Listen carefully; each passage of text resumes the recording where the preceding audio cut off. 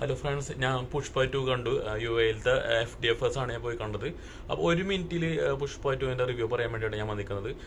എനിക്ക് പുഷ്പ 2വിനെ അപേക്ഷിച്ച് സംബന്ധിച്ചിടത്തോളം എനിക്ക് പറയാനുള്ളത് അതൊരു എബോവ് ആവറേജ് മൂവിയാണ്. എന്ന് വെച്ചിട്ട് KGF 2 KGFനെയും വിക്രത്തിനും ഒന്ന് കമ്പയർ ചെയ്ത് വെക്കാൻ പറ്റില്ല, കാരണം അതിനേക്കാളൊക്കെ താഴെ നിൽക്കുന്ന ഒരു പടമാണ്. പുഷ്പേനെ അപേക്ഷിച്ച് നോക്കുമ്പോൾ പുഷ്പ 2 കുറച്ച് താന്നിട്ടാണ് നിൽക്കുന്നത്. എങ്കിൽ കൂടി സുഗമവാർ നല്ല രീതിയിൽ ഡയറക്ഷനും മേക്കിങ്ങും പക്കയായിട്ട് ചെയ്തുകൊണ്ട് തന്നെ 3 മണിക്കൂർ 20 മിനിറ്റോളം പടം സ്റ്റാർട്ടിങ് തൊട്ട് എൻഡിങ് വരെ, തുടക്കം മുതൽ അവസാനം വരെ നമുക്ക് ബോറടിപ്പിക്കാത്ത രീതിയിൽ തന്നെ എല്ലാം ചെയ്തു വെച്ചിട്ടുണ്ട്. എങ്കിൽ കൂടിയും ഒരു എബോവ് ആവറേജ്, അത്ര ടോപ്പ് പടമൊന്നും പറയാൻ പറ്റില്ല. കണ്ടിരിക്കാം, ഒരു വൺ ടൈം വാച്ചബിൾ ആയിട്ടുള്ള പടമാണ്.